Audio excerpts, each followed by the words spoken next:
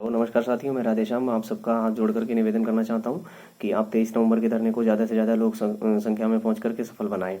अगर जो हम इस धरने को सफल बनाने में कामयाब हो जाते हैं तो फिर एग्ज़ाम डेफिनेटली होगा, दिसंबर में ही एग्ज़ाम होगा, इसमें कोई दो राय वाली बात नहीं है। अगर जो हमारे अंदर थोड़ा सा भी डाउट है, हम ये सोचेंगे कि चलो कोई नहीं है, ठीक है, हम नहीं जाते, हमारा यार दोस्त नहीं जा रहा है, तो या फलाना डेम का छोटी छोटी वजहों से अगर जो नहीं जा रहे हैं, तो फिर आप ये एग्ज़ाम के बारे में सोचना ही छोड़ दो कि हाँ एग्ज़ाम होगा भी। ठीक है। दूसरी चीज़, अगर जो कोई कोई भी कहीं बाहर है या किसी भी वजह से कहीं फंसा हुआ है, नहीं भी आ रहा है, तो भी उसका खुद का दायित्व बनता है कि वो किसी दूसरे माध्यम से सपोर्ट करे। कोई फाइनेंशियली सपोर्ट कर सकता है, कोई टेक्निकली किसी अन्य माध्यम से कोई सपोर्ट कर सकता है, बहुत सारे हैं, मोरली सपोर्ट कर सकता है, लेकिन कम से कम इसको डिमोरलाइज ना करो।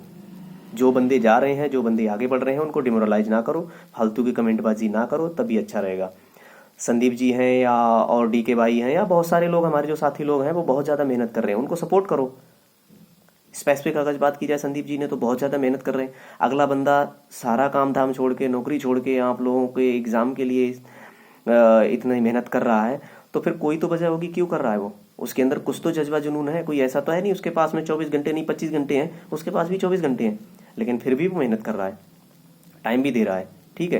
तो ये बात तो नहीं कह सकते कि ठीक है सारे बंदे उतना ही टाइम दें, लेकिन जिससे जो बनता है, घंटे 2 घंटे 4 घंटे कभी कभार है हफ्ते में, लेकिन जितना भी आपसे टाइम बनता है आप ज़रूर टाइम दो। आपका काम है, किसी और का काम नहीं है। अकेला उसका एग्ज़ाम नहीं है, किसी और का एग्ज़ाम नहीं है।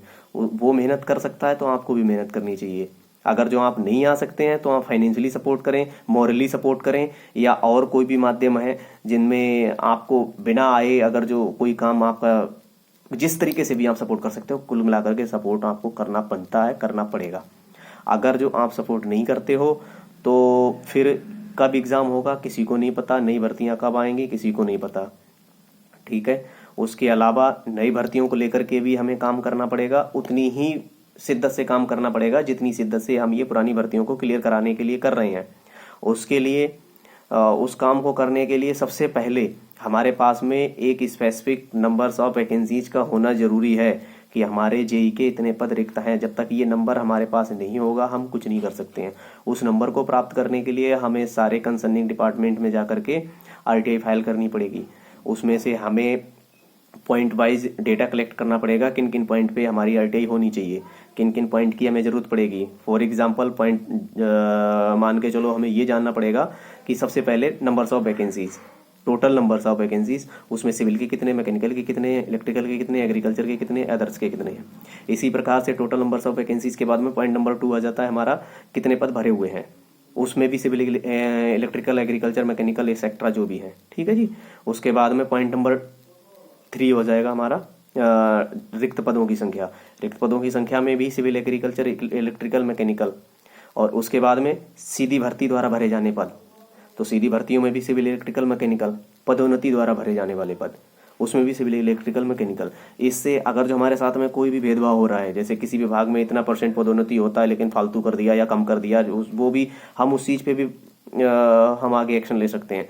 और मेनली तो फोकस हमारा उन पे रहेगा जो सीधी भर्तियों से होते हैं, सीधी भर्तियों से होते हैं, उनको ही हम निकलवा सकते हैं। ठीक है। अगर जब वो एक सारे विभागों को हमने मिला करके एक हमने कंपाइल नंबर कर लिया, फॉर एग्जांपल पीडब्ल्यूडी में इतने पद हैं, और माइन इरिगेशन में इतने हैं, इरिगेशन में इतने हैं, और यूपीपीसीएल में इतने हैं, ये सारे के सारे हमने एक जगह पे कंपाइल कर लिए, एक लार्ज नंबर होगा। लार्ज नंबर होगा तो वो बहुत ज़्यादा इम्पैक्ट डालेगा सरकार पर भी और एक आम बंदे पर भी। आम बंदे बोले तो उन लड़कों पर भी डालेगा जो इन्होंने डिप्लोमा तो कर लिया लेकिन इनका कोई डिप्लोमा से लेना देना नहीं है, बाय डिफॉल्ट वो डिप्लोमा इंजीनियर्स हैं, वैसे उनके अंदर डिप्लोमा इंजीनियर्स वाले कोई गुण नहीं है, उन्हें कोई एग्जाम से मतलब नहीं है, कुछ नहीं है।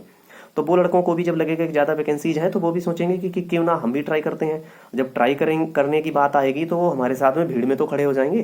जब भीड़ में खड़े होंगे तो सरकार पे दबाव बनेगा, अगर जो दबाव बनेगा तो डेफिनेटली वैकेंसीज निकलेंगी, इसमें कोई दो राय वाली बात नहीं है। इसके लिए सबसे पहले हमें टोटल नंबर्स ऑफ वैकेंसीज का जानना बहुत जरूरी है। हमें कहीं किसी चीज की मांग करने से पहले हमें यह पता होना चाहिए कि हमारी मांग क्या है, कितनी मांग है। हम ऐसे ही नहीं चले जाएंगे कि हाँ हमें हमें कोई भी चीज है, कहीं हम दुकान पे गए कि हमें चावल दे दो, दुकानदार पूछेगा कितने चावल चाहिए भैया आपको, तो जब ही वो चावल देगा हमें क्वांटिटी बतानी पड़ेगी। तो क्वांटिटी हमें पता होनी चाहिए, हमारी क्वांटिटी कितनी है, हमारे पद कितने रिक्त हैं, ये हमें पता होने चाहिए। ठीक है। ये तो चीज हो गई इसकी। अब ये कैसे पता करेंगे, इसके लिए आरटीआई सबसे अच्छा माध्यम है। आरटीआई फाइल करेंगे और कंसर्निंग सारे डिपार्टमेंट में करेंगे, पर्टिकुलर एक बच्चा नहीं कर सकता आरटीआई फाइल। मान लो 3-4 विभागों में, 4-5 विभागों में मैं कर सकता हूँ, लेकिन ऑल ओवर उत्तर प्रदेश के बहुत सारे विभाग हैं, उनमें मैं अकेले नहीं कर सकता, मेरे इतना पॉसिबल नहीं है। ठीक है, तो आप सबसे निवेदन है, आप जो भी जिस ब्रांच के हो और आपको लगता है कि आपकी ब्रांच की जिस जिस विभाग में वैकेंसीज निकलती हैं, आप 2 विभागों में आप लगा दो, 2 विभागों में अपने दोस्त से लगवा दो। इस तरीके से करके सारे लोग आरटीआई जरूर फाइल करो। कोई ज्यादा खर्चा नहीं है, 150 रुपए का खर्चा है, इतने का तो बीड़ी पान तम्बाकू थूक देते हो। ठीक है, दूसरी चीज वो आपके पास में जब इन्फॉर्मेशन रहेगी उसको हमेशा काम आएगी। ठीक है, कोई भी जानकारी लेना कोई गुनाह नहीं है, वो आपके पास में पेपर रहेगा, वो जिंदगी भर को कहीं ना कहीं आपको याद भी रहेगी, आपकी इन्फॉर्मेशन भी बढ़ेगी। तो आरटीआई जरूर फाइल करें। और रही बात आरटीआई कैसे फाइल करेंगे, क्या आरटीआई का प्रारूप होगा, ये मैं तैयार कर लूंगा। मैं तैयार कर रहा हूँ, ऑलमोस्ट हो भी चुकी है, फिर भी मैं उसमें कोशिश करूंगा, थोड़ा बहुत जो भी कुछ करना है वो मैं कर लूंगा। और कल मैं 22 तारीख को डेफिनेटली आरटीआई फाइल कर दूंगा।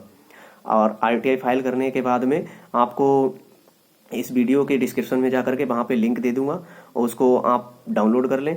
और मैं फाइल करूंगा उसको भी पोस्ट करूंगा, और साथ ही साथ में उसमें एक ब्लैंक प्रोफार्मा में की आरटीआई आपको डाल दूंगा, जिसमें क्या होगा कि मांगी गई सूचना तो एज इट इज होगी। ठीक है, जो भी विभाग का होगा उसमें आप चेंज कर सकते हैं, और आपका जो नाम और आपको जो डेटा भरना है उसको मैं ब्लैंक कर दूंगा। आपको कुछ नहीं करना है, ज्यादा कुछ चेंजिंग नहीं करनी है। आप उस ब्लैंक प्रोफार्म में कोई कॉपी कहीं पे जाकर के प्रिंट करा लें, उसमें हाथ से लिख दें। अगर जो टाइपिंग नहीं आती तो हाथ से लिख दें, विभाग का नाम है तो विभाग का नाम चेंज कर दें, बस। कुछ भी नहीं उसमें है, आरटीआई फाइल करने में कुछ भी नहीं है, कोई दिक्कत नहीं है। आप आरटीआई जरूर फाइल करें। ये सारी चीजें मैं टेलीग्राम पर आपको दे दूंगा, और उसका लिंक मैं वीडियो के डिस्क्रिप्शन में डाल दूंगा। और आप सबसे यही निवेदन है, प्लीज नई व पुरानी भर्तियों को दोनों पे फोकस करें, धरने को सफल बनाएं। धरने की क्या ताकत होती है सबको पता है, लेकिन सरकार को जरूर बताएं। धन्यवाद, नमस्कार।